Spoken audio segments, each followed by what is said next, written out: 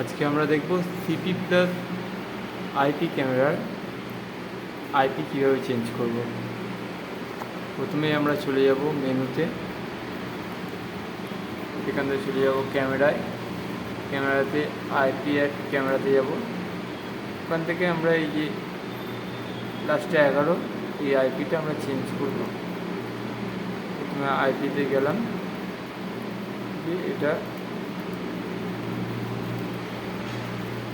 210 করে দিলাম, করে দিয়ে এখানে পাসওয়ার্ড দিয়ে দেবো।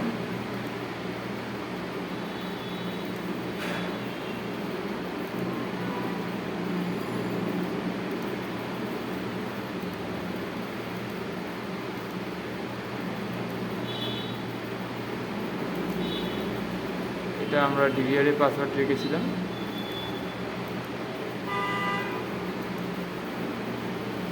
দিয়ে ওকে করে দেবো।